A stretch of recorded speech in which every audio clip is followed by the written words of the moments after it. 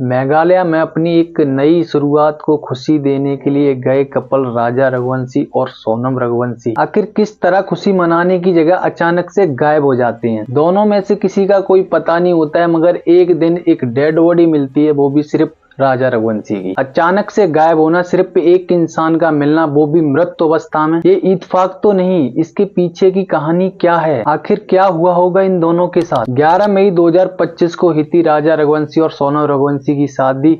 सब कुछ ठीक ठाक चल रहा था, दोनों के घर वाले बहुत खुश थे शादी से, वो दोनों भी खुश थे। 20 मई को दोनों लोग हनीमून मनाने के लिए मेघालय की वादियों में जाते हैं और वहाँ की खूबसूरत वादियों में घूमते हैं। 23 मई को दोनों लोग एक स्कूटर रेंट पर लेते हैं ताकि वो दोनों मेघालय की राजधानी शिलोंग में भी घूम सके। मगर शिलोंग में कुछ ऐसा होता है कि दोनों लोगों का कुछ अता पता ही नहीं चलता है। 8 दिन लगातार ढूंढने के बाद जब पुलिस को एक डेड बॉडी अपने ड्रोन से नजर आती है तो वो तुरंत ही उस डेड बॉडी को देखने के लिए जाते हैं। बॉडी के मिलने पर जब उसको सही से देखा जाता है तो डेड बॉडी के हाथ पर एक राजा नाम का टैटू से पहचान करी जाती है कि ये सब राजा रघुवंशी का ही है। हालांकि यहाँ पर राजा रघुवंशी का जो सब होता है वो मिल जाता है, लेकिन उसकी वाइफ सोनम रघुवंशी का यहाँ पर कोई भी अता पता नहीं था। राजा के घर वालों ने पुलिस को सख्ती के साथ इन्वेस्टिगेशन करने को कहा है, क्योंकि अपने बेटे को ऐसे मृत अवस्था में देखने के बाद उन्हें ऐसा लगता है कि उनके साथ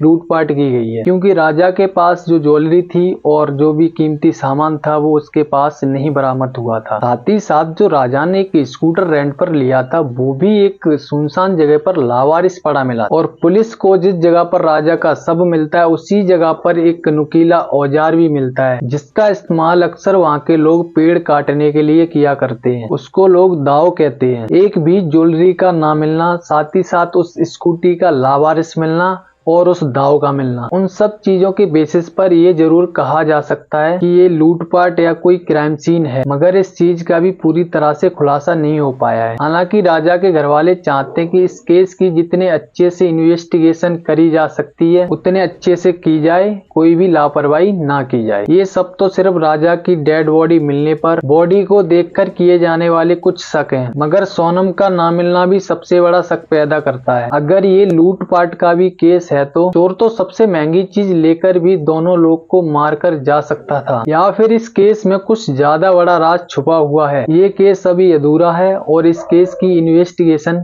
चल रही है।